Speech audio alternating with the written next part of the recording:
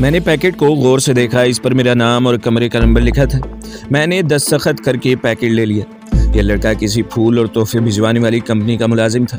मैंने दरवाज़ा बंद कर दिया। पैकेट मेरे सामने मेज़ पर पड़ा था। मैं इसे खोलते हुए घबरा रहा था। मुमकिन है इसमें कोई बम हो। मैंने पैकेट कान के करीब किया। पैकेट में टिक टिक की आवाज़ नहीं आ रही थी। मगर लंदन में मुझे तोहफा भेजने वाला कौन हो सकता है? मैंने पैकेट को वहीं पड़ा रहने दिया और होटल सर्विस को फ़ोन करके कॉफ़ी और मक्खन ब्रेड का ऑर्डर दिया। थोड़ी देर बाद सर्विस बॉय मतलूबा अशिया ट्रे में रख के ले आए। इसके जाने के बाद मैंने राहदारी में दाएं बाएं देखा और दरवाज़ा बंद करके ब्रेड पर मक्खन लगाकर खाने लगा। पूरी इसरार पैकेट मेरे सामने गोल डाइनिंग टेबल पर इसी तरह पड़ा था। मैंने सोचा इस पैकेट को खोले बगैर ट्रैश में फेंक देना चाहिए। दरवाजे की घंटी बजी। मैं कॉफ़ी का प्याला होंठों तक लाते लाते रुक गया। कौन हो सकता है? प्याला मेज़ पर रखकर मैं उठा और दरवाजे के सुराख में से बाहर देखा। राहदारी में छरीरे सांवले बदन की एक लड़की खड़ी थी। इसने रेशमी साड़ी पहन रखी थी और इसके माथे पर तिलक नहीं लगा था। वो कुछ परेशान सी नजर आ रही थी और बार बार राहदारी के इस कोने की तरफ देख रही थी जहां लिफ्ट नीचे से ऊपर आती थी। मैंने दरवाज़ा थोड़ा सा खोलकर अंग्रेजी में पूछा कि इसे किससे मिलना है। लड़की ने हाथ बांधकर सत श्री अकाल किया और ठेठ पंजाबी में बोली, वाहिगुरु जी के लिए मुझे अंदर आने दे, सब कुछ बताती हूँ। मैं मुतज़ब्ज़ब सा था, लेकिन लड़की का उतरा हुआ परेशान चेहरा देखकर मैंने दरवाज़ा खोल दिया। वो जल्दी से अंदर आ गई। दरवाज़ा बंद करके मैं पलटा तो लड़की सोफे पर इस तरह बैठी थी कि चेहरा हथेलियों में छुपा था और बस इसकी भर रही थी। मुझे ये सब कुछ बड़ा अजीब सा लगा। ये कोई ट्रैप भी हो सकता था। कुदरती तौर पर मैंने इससे पूछा कि वो कौन है और मेरे पास किस लिए आई है। लड़की ने चेहरा ऊपर उठाया। इसकी आंखें भीग रही थी। पर्स में से रुमाल निकाल कर इसने आंखें पूंछी और पंजाबी में बोली, मेरा नाम हरनाम कौर है। मैं संगरूर की रहने वाली हूँ। मैं सिख हूँ, मगर एक हिंदू लड़के के साथ घर से भागकर बम्बई चली आई। जब इसने मुझसे शादी कर ली और फिर मुझे लेकर लंदन आ गया। कुछ रोज़ इसने मेरे साथ बड़ा अच्छा सलूक किया, लेकिन अब वो मेरी कमाई खाना चाहता है। वो रात को अंग्रेज़ और काले आदमियों को घर पर लाता है। मैं एक शरीफ सिख घराने की लड़की हूँ। रात मैंने बड़े अजाब में गुजारी है और अब 2 काले आदमियों को नशे में धुत छोड़कर भाग आई हूँ। मुझे होटल वालों ने बताया कि यहाँ एक शरीफ सिख ठहरा है। मैं आपके चरणों में आ गई हूँ। वाहिगुरु के वास्ते मेरी मदद करें और मुझे किसी तरह हिंदुस्तान वाले जहाज़ में सवार करा दें। मेरे पास सोने का लॉकेट है, इसे बेचकर मुझे टिकट ला दें। इसने पर्स में से सोने का लॉकेट निकालकर मेज़ पर मेरे सामने रख दिया और आंखों में आए हुए आंसू रुमाल से साफ करने लगी। लड़की के दर्द भरे बयान और गमज़दा चेहरे से इसके अलमिया की तस्दीक हो रही थी, मगर मैं बेहद मोहतात था क्योंकि ये कोई चाल भी हो सकती थी। मैंने आम सिखों की तरह अपनी नकल दाढ़ी के बालों को हथेली से जमाते हुए कहा, बीबी मैं खुद यहाँ परदेसी हूँ, आज ही आया हूँ। मुझे तो यहाँ के बाज़ारों का भी पता नहीं। बेहतर यही है कि तुम खुद ही लॉकेट बेचकर एयर इंडिया वालों से इंडिया जाने वाली किसी फ़्लाइट का टिकट ख़रीद लो। ऐसी कोई बात नहीं है। लड़की की आंखों से टप टप आंसू गिरने लगे। वो रहम तलब आवाज़ में बोली, वाहिगुरु के वास्ते मुझ पर कृपा करें। मेरे खामन की यहाँ के सभी गुंडों से दोस्ती है। मैं एक बार यहाँ से निकल गया तो वो मुझे गोली मार देंगे। सच्चे बादशाह आपका भला करें। इस वक्त मेरी मदद करें। मैं आपकी सिख बहन हूँ।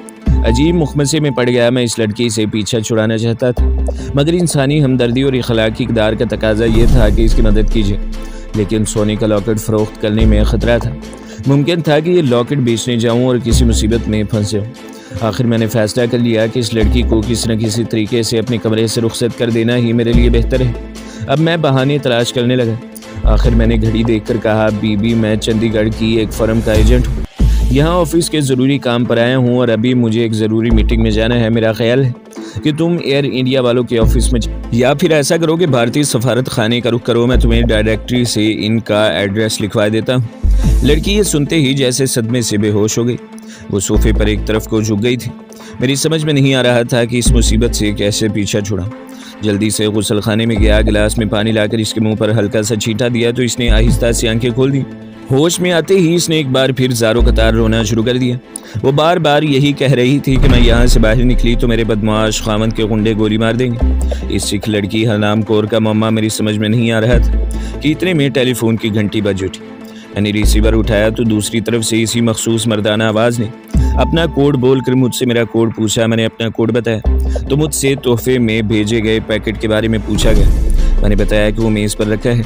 दूसरी तरफ से किसी कदर दुरुस्त लहजे में पूछा गया, तुमने अभी तक खोला क्यों नहीं? इसमें तुम्हारी हिफाजत के लिए एक चीज़ रखी है। गाफिल मत बैठना, दुश्मन तुम्हारे आस पास ही है। फ़ोन बंद कर दिया गया। मुझे यकीन हो गया कि ये सिख लड़की ज़रूर इसी दुश्मन जासूस की भेजी हुई है जिसने मुझे अपना नाम केवल कृष्ण वर्मा बताया था।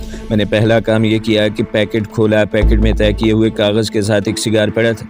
मैंने बेडरूम में जाकर कागज़ खोला। इसमें यह तहरीर दर्ज थी, इस सिगार की कारकर्दगी से तुम ज़रूर वाकिफ़ होगे। इससे आज से कुछ अर्सा पहले तुम्हें जनूबी हिंद के एक मिशन के दौरान इसी किस्म का सिगार दिया गया था। ये साइनाइड जहर की फुहार वाला सिगार है जिसको सुलगाने के बाद जब तुम इसके दरमियान से इसे दबाओगे तो सामने खड़ा तुम्हारा दुश्मन इसकी फुहार से 1 सेकंड के 1000वें हिस्से में मुर्दा होकर गिर पड़ेगा। इसमें भरा हुआ मोहलिक जहरीला महलूल 12 आदमियों को मौत की नींद सुलाने के लिए काफ़ी है, लेकिन तुम मोहतात इस्तेमाल के साथ तादाद बढ़ा भी सकते हो। हम तुम्हारी निगरानी ज़रूर कर रहे हैं मगर होटल में दाखिल होकर तुम्हारी कोई मदद नहीं कर सकते। इसमें बाज़ मुसलहतें दरपेश हैं। भारतीय एजेंट वर्मा के बारे में ताज़ा तरीन खबर यह है कि वो आज शाम किसी वक्त तुम पर हमलावर होगा। तुम्हें हर हालत में इसे ख़त्म करके खुद जिंदा रहना होगा, क्योंकि तुम्हें इसके बाद बहुत जल्द एक अहम तरीन मिशन सौंपा जा रहा है जिसके लिए तुमसे ज़्यादा मौजू आदमी हमें नहीं मिल सकते। मैंने हस्बे आदत ख़त पढ़ने के बाद इसे जलाकर सिंक में बहा दिया। सिगार को लाइटर के साथ जेब में रखा और सिटिंग रूम में आ गया। ये देखकर खुशी भी हुई और तशवीश भी कि सिख लड़की गायब थी। सबसे पहले मैंने सिटिंग रूम की चीज़ों का जायज़ा लिया। कोई शय अपनी जगह से नहीं हिली थी। किचन में गया, वहाँ भी हर शय अपनी जगह पर मौजूद थी। मैंने दरवाज़ा थोड़ा सा खोलकर बाहर देखा। नीम रोशन राहदारी खाली थी। यकीनी तौर पर यह लड़की हमारे दुश्मन ही की तरफ से किसी अहम मिशन पर भेजी गई थी। क्या वो अपने मिशन में नाकाम रही थी? मैं किसी नतीजे पर नहीं पहुँच रहा था। दोपहर का खाना भी मैंने अपने कमरे में ही मंगवाया। यूँ शाम हो गई। मैं टीवी ऑन किए चुपचाप कमरे में बैठा अखबार पढ़ता रहा। अपने एजेंट ने शाम से पहले लॉन्ड्री वाले के रूप में आने के लिए कहा था। अब मुझे इसका इंतज़ार करना था। शाम के 7 बजे फ़ोन पर मुझे इसी आवाज़ ने मरमूज़ अल्फाज में ये इतला दी कि लॉन्ड्री वाला आज नहीं आएगा और दुश्मन एजेंट को होटल की लॉबी में मुश्तबा हालत में दाखिल होते देखा गया है। तुम खबरदार रहना। फ़ोन बंद हो गया। मैंने जेब से सिगार निकाल कर इसे चेक किया। मुसीबत यह थी कि मैं सिख के हुलिये में था और सिख का सिगार सुलगाना एक अजीब और अनोखी बात थी। सामने खड़े दुश्मन को शक पड़ सकता था। मैंने टीवी ऑफ कर दिया। छत और दीवार की दोनों बत्तियां बुझाकर सिर्फ साइड सोफे वाले टेबल लैंप जलते रहने दिए। पर्दा सभी खिड़कियों पर बराबर कर दिए। मुझे इतला कर दी गई थी कि भारतीय एजेंट वर्मा लॉबी में दाखिल हो गया है। वो किसी भी वक्त किसी भी भेस में मुझ पर हमला कर सकता है। अब सवाल अपने बचाव का नहीं था बल्कि दुश्मन एजेंट को हमेशा के लिए अपने रास्ते से हटाना भी मेरे मिशन का अहम तरीन हिस्सा था। एक तरकीब मेरे ज़हन ने मुझे पेश की। मैंने टेबल लैंप बुझाया और कमरे की अकबी स्लाइडिंग दीवार हटाकर बालकोनी में आ गया। बूंदाबांदी रुक गई थी मगर शदीद बर्फीली हवा चल रही थी। शाम अबरालूद थी। होटल के अकबी लॉन के किनारे किनारे दरख्तों के करीब पार्किंग लॉट में गाड़ियां खड़ी थी। सारे का सारा इलाका सुनसान था। शदीद सर्दी की वजह से वहाँ कोई नज़र नहीं आ रहा था। मेरी बालकोनी दूसरी मंजिल पर थी। बालकोनी के कोने में दीवार के साथ चिपकी हुई फायर सीढ़ी नीचे जा रही थी। मैंने बालकोनी वाला स्लाइडिंग दरवाज़ा खुला ही रहने दिया और दरवाजे को बाहर से ताला लगाकर राहदारी से होता हुआ नीचे लॉबी में आ गया। काउंटर पर चाबियां लड़की के हवाले करते हुए कहा कि मैं कुछ देर के लिए बाहर जा रहा हूँ। मेरा कोई पैगाम आए तो इसे लिख लेना। फिर मैं लॉबी के ऐन दरमियान में से गुजरता हुआ बाहर निकल गया। मुझे यकीन था कि दुश्मन के एजेंट ने मुझे ज़रूर देख लिया होगा और अब वो मेरी अदम मौजूदगी में मेरे कमरे में दाखिल होकर वहाँ छुप कर मेरा इंतज़ार करेगा। मुमकिन है वो मेरी चीज़ों की तलाशी भी ले।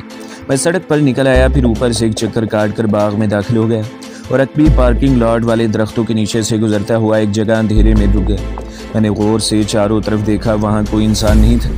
इसके बाद मैं दरख्तों से निकलकर तेज़ी से अपने कमरे के अकबी लॉन वाली फायर सीढ़ी के पास आया और जल्दी जल्दी जीना चढ़कर दूसरी मंजिल वाली बालकोनी में से गुजरकर अपने कमरे में आ गया। कमरे में घूप अंधेरा था। सिर्फ जहाँ से खिड़की वाला पर्दा थोड़ा सा हटा हुआ था वहाँ बंद शीशे में से बाहर की धीमी रोशनी अंदर दाखिल होकर कमरे के अंधेरे को नीम रोशन करने की कोशिश कर रही थी। मैंने दरवाजे के करीब आकर कान लगा दी। बाहर राहदारी में किसी के कदमों की चाप सुनाई दी। मैं होशियार हो गया। कदमों की चाप मेरे दरवाजे के सामने आकर रुक गई। मैं दबे पाँव चलता हुआ बालकोनी में चला गया और स्लाइडिंग डोर के पर्दे में से मुझे अपने कमरे का धुंधला धुंधला मंजर पूरा नजर आ रहा था। मेरी निगाहें कमरे के बंद दरवाजे पर थी और हाथ जेब के अंदर चुरी के दस्ते पर जमा हुआ था। कोई किसी बारीक सलाख से दरवाजे के बंद ताले को खोलने की कोशिश कर रहा था। ये दुश्मन एजेंट वर्मा के सिवा और कोई नहीं हो सकता था।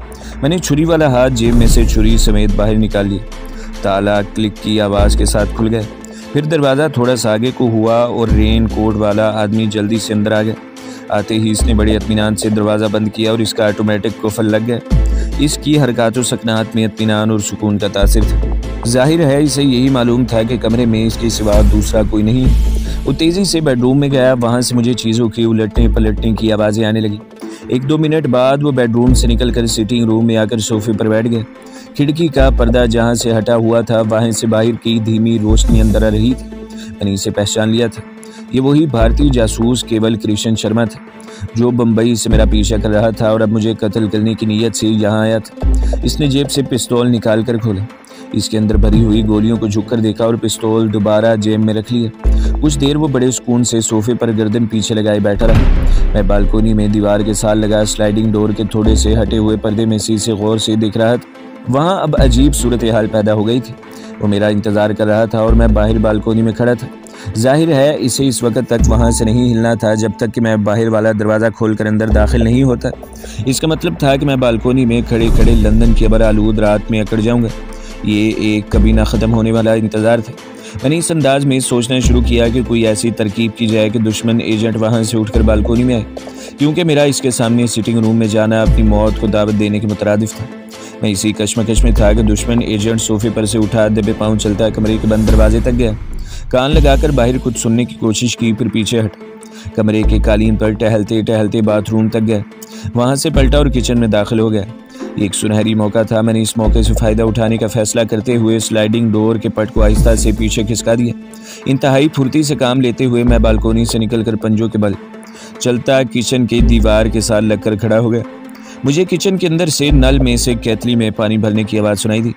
एजेंट शायद अपने लिए कॉफ़ी बनाना चाहता था। नलका बंद हो गया। केतली के स्टोव पर रखने की आवाज़ है। 5 सेकंड के लिए खामोशी छा गई। शायद वो किचन से बाहर निकलने वाला था। मैं अब ना सिख था, ना जासूस था, बल्कि सर से पाँव तक एक शाहीन था। छुरी वाला हाथ मैंने थोड़ा सा ऊंचा करके दूसरे हाथ को मैंने अपने सर से ऊपर कर लिया था।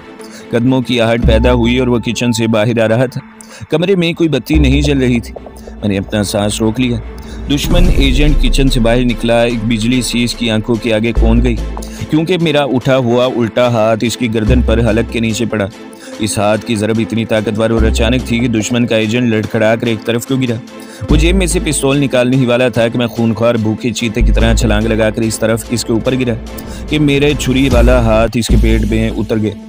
इसके हलक से हल्की जैसी चीख निकली और मैंने छुरी इसके पेट में ही छोड़कर सीधे हाथ से इसके पिस्तौल को इसके हाथ से ले लिया। छुरी का वार बहुत ही कारगर साबित हुआ। पिस्तौल मैंने अपनी जेब में रखा और दम तोड़ते एजेंट को किचन के बाहर वाली गोल डाइनिंग टेबल के नीचे औंधा करके लिटा दिया। इसका सांस चल रहा था और आंखें सफ़ेद होने वाली थी।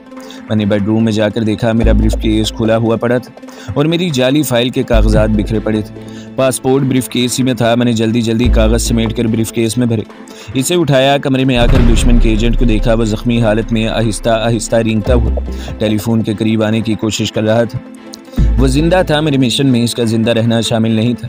मैंने बड़ी इत्मीनान से जेब से इसका साइलेंसर लगा पिस्तौल निकाला, नाली इसके सर के साथ लगाई और घोड़ा दबा दिया। ठक की आवाज़ के साथ गोली पिस्तौल में से निकल गई। दुश्मन एजेंट इस लम्हे अगले जहान में पहुंच गए। मैं इस तजब्ज़ुब में था कि इसी कमरे में ही रहूं या वहां से फरार हो जाऊं। मेरा इस लंदन शहर में कोई ऐसा ठिकाना नहीं था जहां मैं वहां से फरार होकर जाता और फिर अपने एजेंट का किसी भी वक्त फ़ोन आ सकता था। वो लोग बराबर मेरी निगरानी कर रहे थे। मैं एजेंट की लाश को घसीट कर बेडरूम में ले गया और इसकी चादर से ढक दिया। फिर ड्राइंग रूम टेबल के नीचे कालीन पर खून के धब्बे पर अखबार रख दी। मेरा ब्रीफकेस तपाई पर पड़ा था। दुश्मन एजेंट का पिस्तौल मेरी जेब में था। छुरी लाश के जिस्म में पवस थी। खिड़की का चुना हुआ पर्दा मैंने बराबर कर दिया। कमरे में अंधेरा हो गया। अचानक टेलीफोन की घंटी बज उठी। मैंने जल्दी से रिसीवर उठा लिया और खामोश रहा। दूसरी तरफ से अपने एजेंट की आवाज़ आई। अपना कोडवर्ड बताकर इसने मुझसे मेरा कोडवर्ड पूछा और कहा, अगर दुश्मन ख़त्म हो गया हो तो अकबी सीढ़ी से उतर कर पार्किंग लॉट में बड़ी सड़क वाली कतार की आखिरी फ़्लाइट गाड़ी में आकर बैठ जाओ। इसका दरवाज़ा तुम्हें खुला मिलेगा। मुझे गाड़ी का नंबर भी बता दिया गया। मैंने रिसीवर रख दिया और खुदा का शुक्र अदा किया कि इस अजाब नुमा तजस्सुस से मेरी जान छूट गई थी। मैंने ब्रीफकेस उठाया। बालकोनी वाला दरवाज़ा आहिस्ता से एक तरफ हटाकर ठंडी अबर आलूद फ़िज़ा में आ गया। सारा अकबी इलाका वीरान और नीम तारीकी में डूबा हुआ था। मैं लोहे के जीने से उतरता हुआ नीचे लॉन में आया तो अचानक एक तरफ से किसी औरत की पंजाबी जुबान में आवाज़ है, तुम भाग नहीं सकोगे। मैंने पिस्तौल निकाल कर आवाज़ की जानिब देखा। मुझे हल्के हल्के अंधेरे में वही लड़की यानी हलनाम को नजर आई। इसके हाथ में छोटा सा पिस्तौल था। इसने फायर कर दिया, मगर इससे पहले ही मैंने लॉन की घास पर अपने आप को गिरा दिया। मैं इस पर फायर करने ही वाला था कि लड़की छलांग लगाकर झाड़ियों के पीछे अंधेरे में गायब हो गई। मैं झुका झुका दौड़ता हुआ लॉन अबूर करके पार्किंग में खड़ी गाड़ियों के पीछे आ गया और इसी तरह झुके हुए कतार की आखिरी फिएट गाड़ी के पास पहुंचकर इसका दरवाज़ा खोला और अंदर इस तरह झुक कर बैठ गया कि मेरे पिस्तौल वाला हाथ का रुख पीछे लॉन की झाड़ियों की तरफ था। इतने में दरख्तों के पीछे से एक साया निकलकर तेजी से मेरी तरफ बढ़ा। मैंने फौरन पिस्तौल का रुख इस तरफ फेर दिया। इस आदमी ने एक गर्म ओवरकोट पहन रखा था और सर पर बैरेट कैप थी। गाड़ी के करीब आते ही इसने अपना खुफिया कोडवर्ड दोहराया और दरवाज़ा खोलकर गाड़ी में बैठते ही इतनी तेज़ी से गाड़ी स्टार्ट करके सड़क पर ले आया कि मैं झकोला खाने के बाद साइड विंडो की दीवार के साथ चिपक कर रह गया। गाड़ी लंदन की अबर आलूद वीरान रात में किसी नामालूम मंजिल की तरफ तेज़ रफ्तारी से दौड़ती चली जा रही थी। यह हमारा अपना एजेंट था, मगर मैं इसे पहली बार देख रहा था। इसने एक चौक अबूर करते हुए मेरी तरफ देखे बगैर उर्दू जुबान में कहा, तुमने अनाड़ीपन का सबूत दिया है, तुम्हें चौकस रहना चाहिए था, अच्छा हुआ तुम बच गए। मैंने कहा, वो लड़की कौन थी? इसने कोई जवाब न दिया, खामोशी से गाड़ी चलाते हुए सामने सड़क की तरफ देखता रहा। फिर आहिस्ता से बोला, जाहिर है वो दुश्मन की एजेंट है, बहरहाल तुम इस वक्त इसकी पहुंच से बाहर हो। मैं खामोश रहा। इसने गाड़ी बड़ी सड़क से उतार कर एक निस्बतन वीरान और छोटी सड़क पर डाल दी। यहाँ अंधेरा था। कुछ दूर सड़क पर चलते रहने के बाद पूछा, लाश तुमने कहाँ रखी थी? मैंने इसे बताया कि दुश्मन एजेंट की लाश मैंने बेडरूम में डालकर इसे चादर से ढांप दिया था। इसने किसी रद्द-ए-अमल का इजहार न किया, खामोशी से गाड़ी चलाता रहा। गाड़ी की रफ्तार धीमी पड़ गई। यूं ही हमें सड़क के किनारे एक वैगन खड़ी दिखाई दी। इसने अपनी गाड़ी की हेडलाइट्स बंद कर दी। अंधेरी सड़क पर हमारी फिएट गाड़ी इस वैगन के पीछे जाकर आहिस्ता से रुक गई। वैगन की अगली सीट पर से एक दरमियाने कद का आदमी निकलकर हमारी गाड़ी की तरफ आया। इसने कोई बात न की। हम गाड़ी से बाहर निकल आए थे। वो हमारी फिएट गाड़ी में सवार हुआ, गाड़ी बैक करके मोड़ी और जिधर से हम आए थे इधर अंधेरी सड़क पर गायब हो गया। मेरे साथी ने मुझे अपने साथ वैगन में बिठाया और वैगन लेकर सड़क पर आगे की तरफ चल पड़ा। सड़क आगे की ढलान से उतरकर खेतों में से होती हुई ऐसे इलाके की बड़ी सड़क पर आ गई जिसके दोनों जानिब घास के वसी मैदान थे और ऊंची ऊंची इमारतों की रोशनियां झिलमिला रही थी। ये शायद हाईवे थी। आध घंटे तक हमारी वैगन इस बड़ी सड़क पर काफ़ी तेज़ रफ्तारी के साथ उड़ती चली गई। फिर दाएं जानिब एक कच्ची सड़क दिखाई दी। यहाँ एक खंबे के साथ ट्यूबलाइट जल रही थी। मेरे साथी ने वैगन को इस कच्ची सड़क पर उतार दिया। कच्ची सड़क एक छोटे से टीले के पहलू से चक्कर काटने के बाद चीड़ के गुंजान दरख्तों के झुंड तले बने हुए एक बैरक नुमा कमरे के बरामदे के आगे पहुंचकर रुक गई। मेरे पीछे पीछे आओ। इस बैरक नुमा डहलानी छत वाले कमरे के बाहर बरामदे में कोई बत्ती रोशन नहीं थी। मेरा रहनुमा मुझे बैरक के कमरे में ले गया। यहाँ कोने में एक बिस्तर लगा था। बिजली का हीटर जल रहा था। खिड़कियाँ बंद थी। आगे पर्दे गिरे हुए थे। कमरे की फिजा नीम गर्म और पुरसुकून। फर्श पर पुराना कालीन बिछा था। कोने में टेबल पर एक छोटा टीवी सेट रखा था। बत्ती यहाँ भी कोई नहीं जल रही थी। हीटर के सुर्ख रॉड की धीमी धीमी रोशनी ने कमरे की चीज़ों को मध्यम अंदाज में नुमाया कर रखा था। मेरे रहनुमा ने हीटर के आगे खड़े होकर हाथ गर्म करते हुए कहा, हमारा बॉस आ रहा है, इसका इंतज़ार करो। ये कहकर वो कमरे से निकल गया। दरवाज़ा बंद हो गया। मैंने जलते हुए हीटर की सुर्ख लो में कमरे का जायज़ा लिया। वहाँ कोई सोफ़ा नहीं था, सिर्फ दो आरामदेह कुर्सियाँ पलंग के पास हीटर के सामने रखी थी। एक कैबिनेट दीवार के साथ लगा था जिस पर एक क्लॉक रात के 9:15 बजा रहा था। इसकी फास्फोरस वाली सुइयाँ चमक रही थीं। कमरे के दाहिनी जानिब दो दरवाजे थे। एक शायद बाथरूम में खुलता था। दोनों दरवाजे बंद थे। मैं हीटर के सामने कुर्सी पर बैठकर आग तापने लगा। बाहर गजब की सर्दी से निकलकर इस नीम गर्म कमरे में आने से मुझे सुकून मिला था, मगर भूख से मेरे पेट में वाकई अब चूहे दौड़ने लगे थे। दोपहर के बाद से मैंने कुछ नहीं खाया था। इतने में बाथरूम के साथ वाला दरवाज़ा खुला। एक गोल मटोल सा आदमी गर्म कपड़ों में ठुनसा ठुनसाया कमरे में दाखिल हुआ। दरवाज़ा बंद करके कुंडी लगाई और हीटर के पास मेरे सामने वाली आराम कुर्सी पर आकर बैठ गया। इसने ओवरकोट के बटन खोल दिए। इसके सर पर गोल गर्म फ्लैट थी। रंग सांवला था। छोटी छोटी मूंछें थी और आंखों में बला की चमक थी। सबसे पहले इसने मेरे चेहरे पर अपनी स्याह चमकीली आंखें जमाते हुए ज़रा सा आगे झुककर मुझसे मेरा कोड नंबर पूछा। मैंने अपना कोड नंबर बताया तो इसने मुझे अपना कोड नंबर बताया, जिसकी आवाज़ से मैंने अंदाज़ा लगाया कि ये वही अपना एजेंट है जो फ़ोन पर मुझे वक्तन फ़वक्तन हिदायत जारी करता रहा। इसने जेब से सिगार निकाल कर मुझे पेश किया। मैंने कहा कि मैं सिगार नहीं पीता। वो ज़रा सा मुस्कुरा कर बोला, घबराओ नहीं दोस्त, ये सिगार जहरीला नहीं है। फिर मुस्कुरा कर बोला, ऐसी तुम सिख हो और सिख लोग तंबाकू नहीं पीते। मैं कुछ बेचैन सा होकर, क्या इसे मालूम नहीं कि मैं सिख नहीं हूँ और मैंने सिखों का हुलिया बना रखा है। बहुत जल्द इसने ये कहकर मेरी बेचैनी दूर कर दी कि अब तुम्हें ये हुलिया एकदम तब्दील करना होगा। अंदर बाथरूम में जाकर दाढ़ी उतार कर ट्रैश में फेंक दो, पगड़ी भी वहीं फेंक दो, बालों को पीछे करके कंघी करो, कल तुम्हारे बाल भी तरशवा दिए जाएंगे। मैंने कहा, मुझे सख्त भूख लग रही है। वो मुस्कुरा कर बोला, मैंने तो सुना है कि कमांडो कई रोज़ तक सिर्फ घास खाकर जिंदा रहते हैं। मैंने कहा मुझे सुबह से घास भी नसीब नहीं हुई। वो सिगार सिलगाते हुए बोला, तुम बाथरूम में जाकर अपना हुलिया दुरुस्त करो, मैं तुम्हारे लिए साथ वाले कमरे से कुछ खाने को लाता हूँ। मैंने रेन कोट उतार कर पलंग पर रखा और बाथरूम में आ गया। छोटा सा बाथरूम था जहाँ बेहद ठंड थी। मैंने पगड़ी उतार कर ट्रैश कैबिन में फेंकी, फिर बड़े एहतियात से मुंह से चिपकी हुई दाढ़ी उतार कर बालों का जोड़ा खोल दिया। मेरे बाल मेरी गर्दन तक पहुँच रहे थे। नलके में से गर्म पानी आ रहा था। मैंने हाथ मुंह धोया और बाहर वाले कमरे में आ गया। मेरा बॉस वहाँ नहीं था। मैं हीटर के सामने बैठ गया। इतने में मेरा गोल मटोल गंजा बॉस हाथ में ट्रे उठाए अंदर दाखिल हुआ।